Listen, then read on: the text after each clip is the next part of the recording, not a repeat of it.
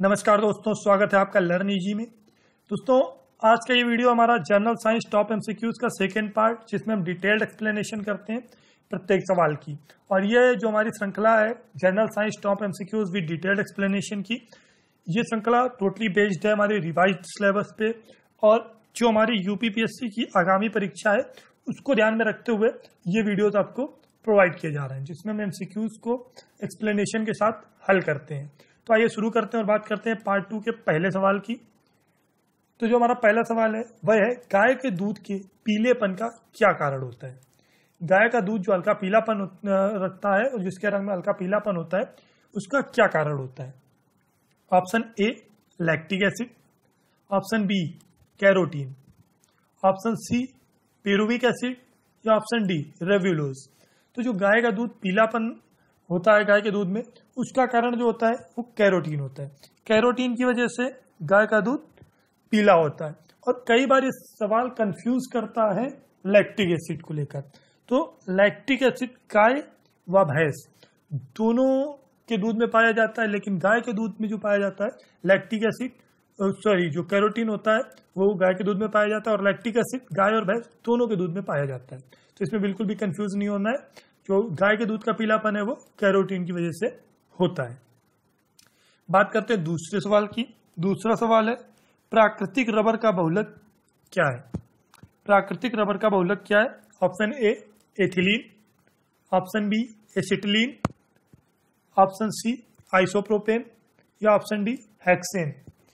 तो जो प्राकृतिक रबर का बहुलक है वह हमारा ऑप्शन इसका जो सी है आइसोप्रोपेन, वह बिल्कुल सही है। अगर बात करते हैं कि बहुलक क्या होता है, तो बहुलक वह अभिक्रिया होती है जिसमें एक ही प्रकार के, ध्यान दीजिए कि बहुलक वह अभिक्रिया होती है जिसमें एक ही प्रकार के एक से अधिक अणु आपस में मिलकर अधिक अणुभार वाला बड़ा अणु बनाते हैं।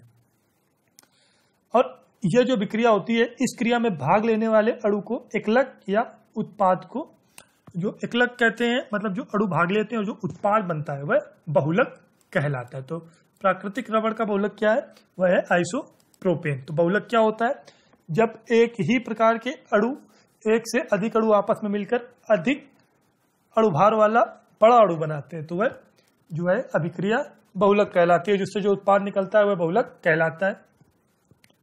अगला सवाल है हमारा, परमाणु रिएक्टर क्या है। परमाणु रिएक्टर क्या है। ऑप्शन ए परमाणु बम का निर्माण स्थल, ऑप्शन बी भारी जल का तालाब, ऑप्शन सी यूरेनियम 238 का उत्सर्जक या आणविक भट्टी। तो इसका जो सही आंसर है, परमाणु रिएक्टर हमारा एक आणविक भट्टी होती है, जिसको हम परमाणु भट्टी या नाभिकीय रिएक्टर के नाम से भी जानते हैं। तो जो परमाणु रिएक्टर वह क्या है, एक आणविक भट्टी है। और जो सबसे पहला परमाणु रिएक्टर बनाया गया था, इससे जो संबंधित अन्य सवाल आते हैं वह आते हैं कि इससे जो पहला परमाणु रिएक्टर बनाया गया था वह कहाँ बना था, शिकागो में। और इसको बनाने वाले कौन थे, प्रोफेसर फर्मी। और जो यूरेनियम 238 है, इससे एक सवाल और बनता है कि जो रिएक्टर में यूरेनियम जो है यूरेनियम 235 या प्लूटोनियम को ईंधन के रूप में प्रयोग किया जाता है। यूरेनियम 235 या प्लूटोनियम 293, ये जो है ये प्रयोग किए जाते हैं। प्लूटोनियम 293 और यूरेनियम 235 परमाणु रिएक्टर में ईंधन के रूप में। आगे बढ़ते हैं। अगला सवाल है, हवाई जहाज से यात्रा करते समय फाउंटेन पेन से स्याही बाहर क्यों निकलने लगती है। जब हम हवाई जहाज से यात्रा करते हैं तो अगर फाउंटेन पेन होता है तो उससे स्याही बाहर आने लगती है। तो इसका कारण क्या होता है। ऑप्शन ए वायुदाब की कमी के कारण, ऑप्शन बी वायुदाब में वृद्धि के कारण, ऑप्शन सी स्याही के आयतन में वृद्धि के कारण, या ऑप्शन डी अत्यधिक भार के कारण। तो इसका जो सही आंसर है वह है कि वायु में जो वायुदाब है उसकी कमी के कारण, क्योंकि अधिक ऊंचाई पर जाने पर जो दाब होता है वह कम हो जाता है। और ऊंचाई पर पहुंचने के बाद होता क्या है फाउंटेन पेन में कि बाहर के दबाव व पेन के अंदर का जो दबाव होता है वो एक समान नहीं रह पाता है, और इसी के कारण जो स्याही है वो बाहर आने लगती है। तो इसका ऑप्शन ए बिल्कुल सही आंसर है। अगला सवाल है, थर्मोस्टेट किससे संबंधित है। थर्मोस्टेट किससे संबंधित है? ऑप्शन ए आर्द्रता से, ऑप्शन बी तापमान से, ऑप्शन सी हवा से, या ऑप्शन डी बादल से। तो थर्मोस्टेट संबंधित है वह समान तापमान बनाए रखने के लिए, जो ऑप्शन बी है यह इसका सही आंसर है।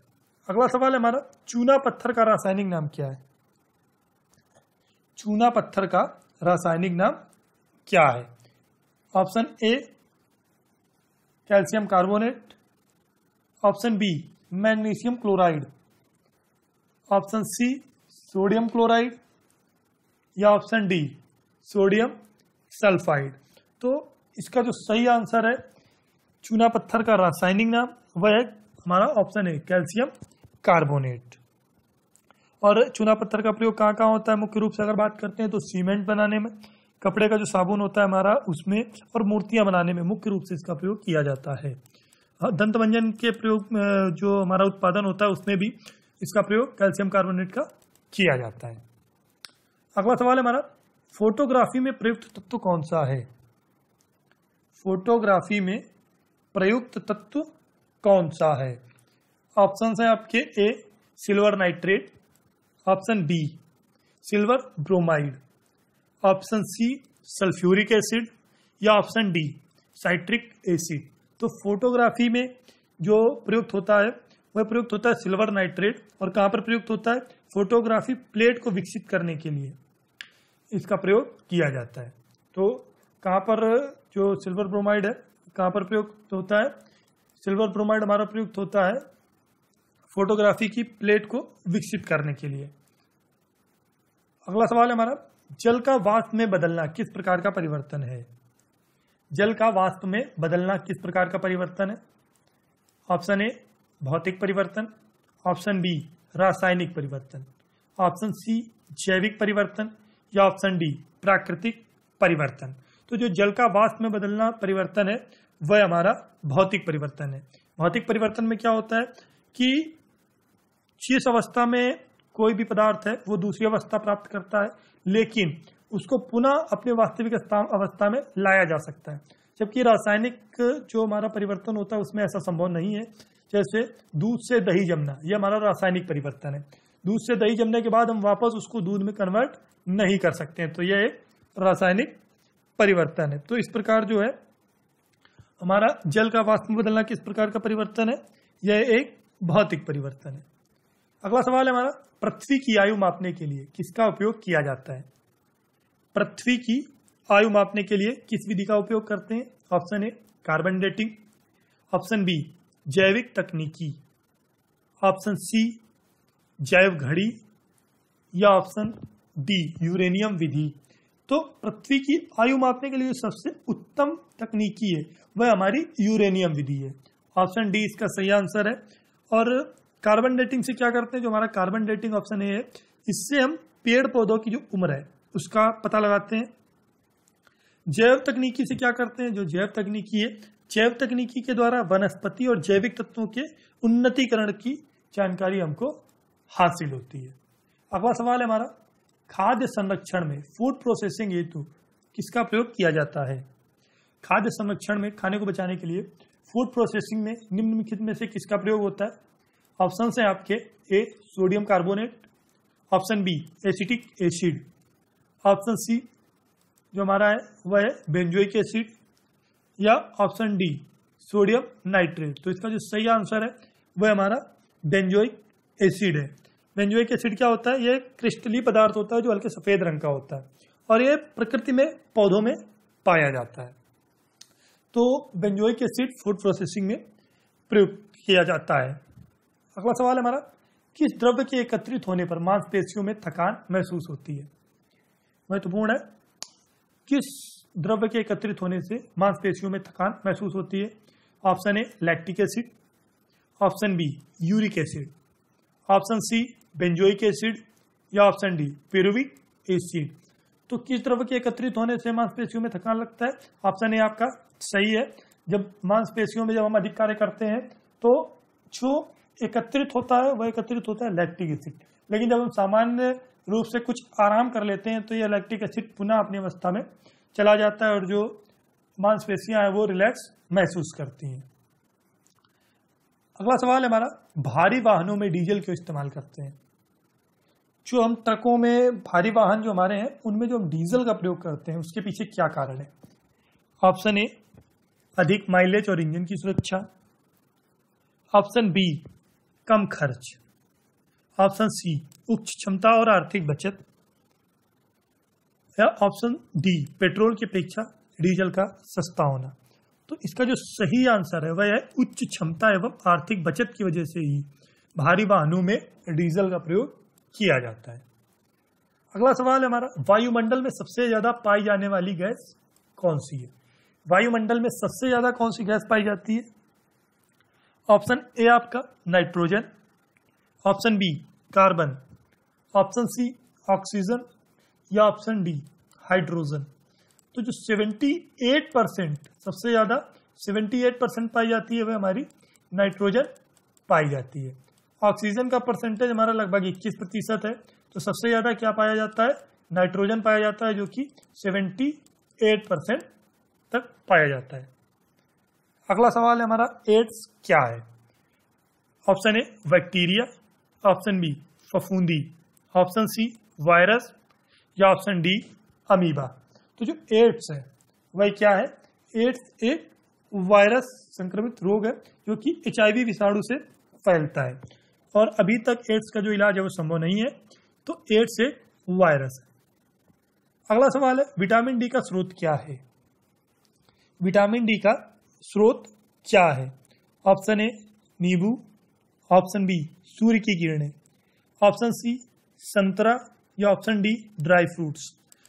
विटामिन डी जो हमें प्राप्त होता है वो सूर्य की किरणों से प्राप्त होता है।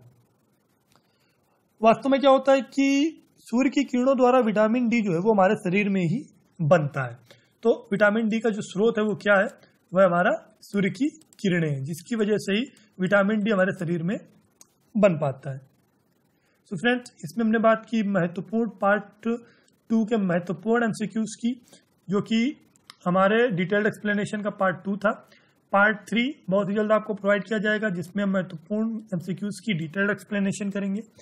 साइंस के डिटेल्ड एक्सप्लेनेशन के जो हमारे वीडियोस होंगे वो लगभग 25 आपको प्रोवाइड किए जाएंगे, जिसमें हम UPPSC का जो एग्जाम है उसके पहले सिलेबस को समाप्त करेंगे। साइंस के महत्वपूर्ण चैप्टर को वहां से संकलित करके सवालों को आपको प्रोवाइड करेंगे। सो फ्रेंड्स, इस वीडियो को देखने के लिए बहुत बहुत धन्यवाद। अगर आपको ये वीडियो पसंद आया है तो इसको जरूर लाइक कीजिए। अगर आपको ये वीडियो पसंद आया तो इसको लाइक करें और अधिक से अधिक शेयर करें, क्योंकि जितना अधिक आप शेयर करेंगे उतना ही अधिक लोग इसका लाभ प्राप्त कर पाएंगे। तो कोशिश करिए कि आप ज़्यादा से ज़्यादा शेयर कर सकें, व्हाट्सएप, फेसबुक, मैसेंजर, जिससे पॉसिबल है आप वहाँ से शेयर करिए इसको। अगर आपने अभी तक चैनल सब्सक्राइब नहीं किया है तो रेगुलर अपडेट्स पाने के लिए आपको चैनल जरूर सब्सक्राइब करना है। चैनल सब्सक्राइब करिए, प्लेलिस्ट को भी सब्सक्राइब करिए, जिसमें हमारे जितने भी वीडियोस अपलोड किए जाएंगे वो आपको रेगुलर रूप से प्राप्त होते रहें। Thanks for watching. Thank you.